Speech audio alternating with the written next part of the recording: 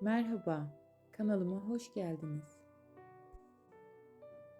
Bugün hem dikiş hem nakış yapıyoruz. Evdeki ipleri değerlendirdiğim bu runner'ı nasıl yaptığımı anlatacağım size.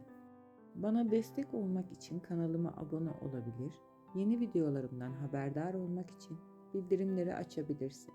Haydi başlayalım. 1 metrekarelik jüt kumaşım var. Çamaşır makinesinde yünle ayarında 30 derecede yıkadım, kuruttum ve ütüledim.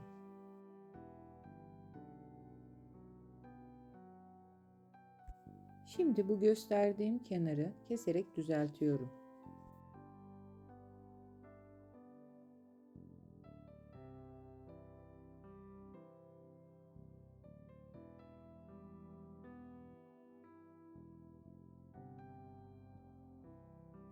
Kestiğim kenarı ne kadar katlayacağıma karar veriyorum. 2 santimetre karenin ideal olduğuna karar verdim.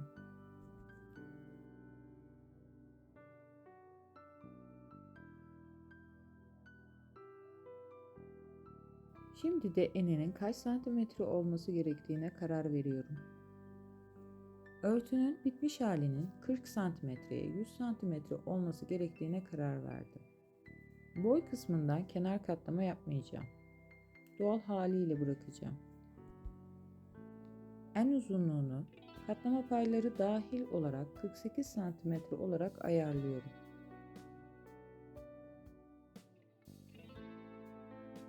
Kumaşı boyundan eşit olacak şekilde ikiye katlıyorum.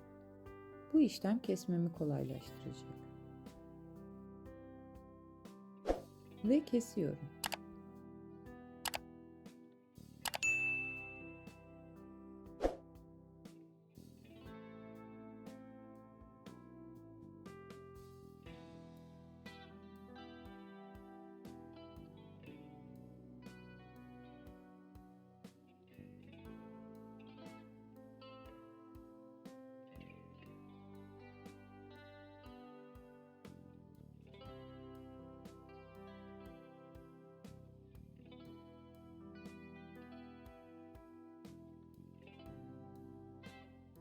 Şimdi kestiğim kenarları 2 santimetre geriye dönme, 2 santimetrede içe dönme payı vererek katlıyorum ve iğneliyorum.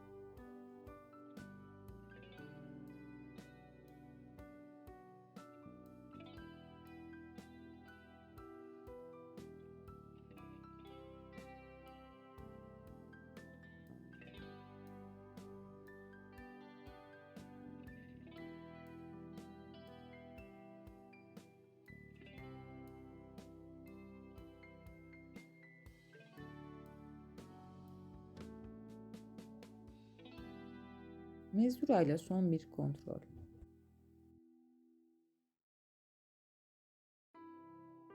Şimdi tel alıyorum.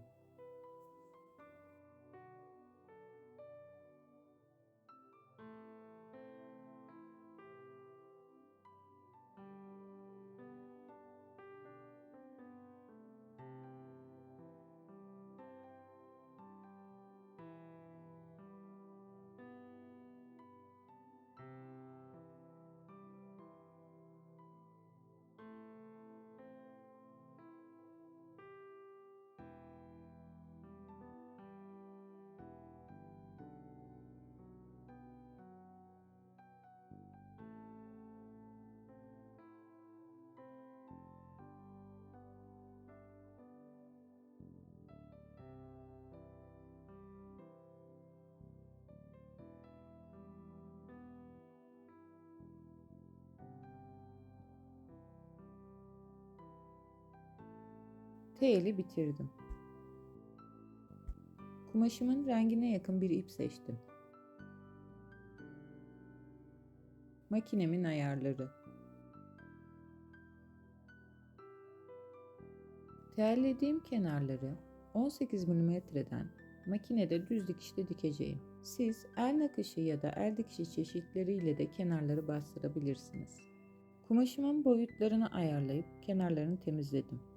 Elimde daha önce Brezilya nakışı için kullandığım naylon karışımlı bu iplerden var. Onları değerlendirmek istiyorum. Siz de elinizde olan muline ipler, koton örgü ipleri ya da herhangi bir ipi kullanabilirsiniz. Yenisini almaya gerek yok. İpim kumaşa göre ince olduğu için 2 kat kullanacağım. İpinize göre goblen iğnesi,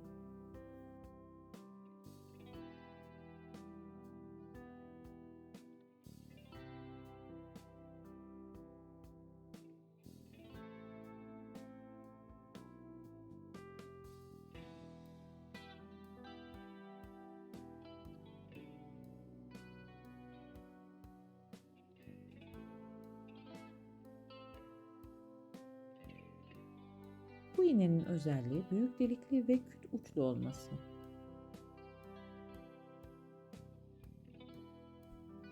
Makas ve naylon ip olduğundan sabitlemek için çakmak. Tabii ki bir de desene ihtiyacımız var. Ben Pinterest'te bulduğum bu deseni işleyeceğim. Yaprakları istediğim aralıkta, boyutta ve renkte kumaşa serpiştireceğim.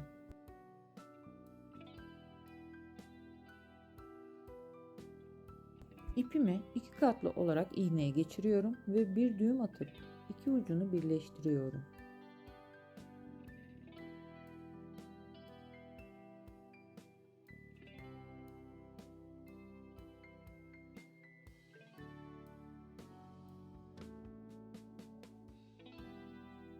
Ben genel olarak deseni soldan sağa doğru işlerim. Bu tekniğin adını bilmeyen varsa çarpı işi ya da etamin işi de deniyor. Kumaşın tersinden yüzüne çıktım. Aralarda bir göz atlayarak işliyorum. İpime ve kumaşıma bu şeklin daha uygun olduğunu düşündüm. Gördüğünüz gibi çok kolay ve zevkli bir teknik.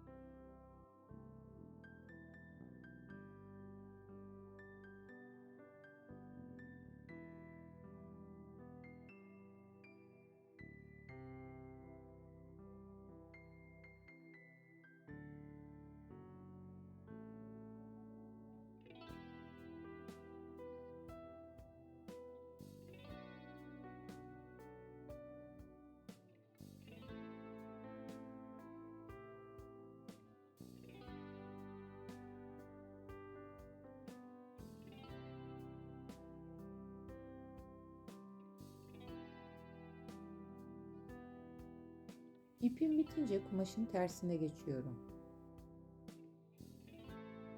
İplerin altından iğnemi yürütüyorum.